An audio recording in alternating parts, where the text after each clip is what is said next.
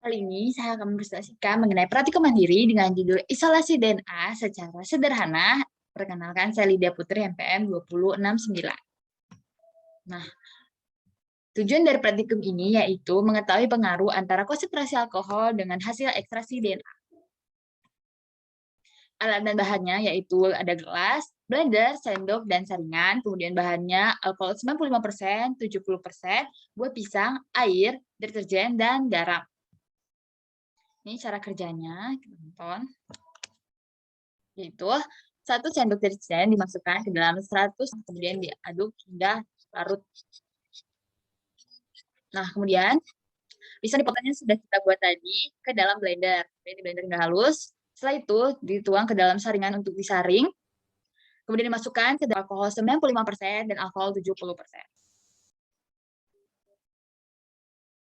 Ini dokumentasi alat dan bahannya. Kemudian ini hasil yang kiri 95%, yang kanan 70%.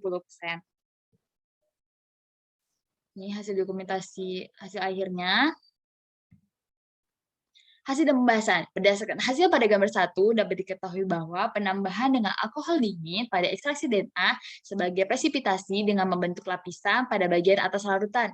Hal ini sesuai dengan teori Hearn dan Aplaster pada tahun 2010 yang menyatakan bahwa penambahan alkohol dingin dalam ekstraksi DNA sebagai presipitasi dengan cara membentuk lapisan pada bagian atas larutan, dan semakin dingin suatu larutan pada alkohol, maka semakin sedikit DNA yang terlarut, sehingga yang diendapkan memiliki jumlah yang lebih banyak.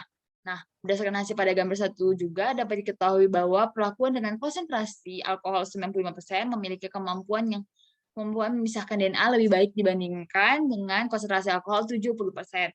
Hal ini sesuai dengan teori Chen pada tahun 2010 yang menyatakan bahwa semakin tinggi konsentrasi suatu larutan, maka semakin baik pula dalam memisahkan suatu DNA.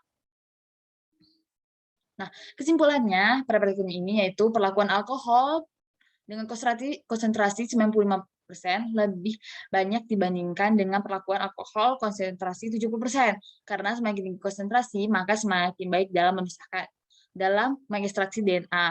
Nah, ini daftar pustaka yang saya pakai. Terima kasih.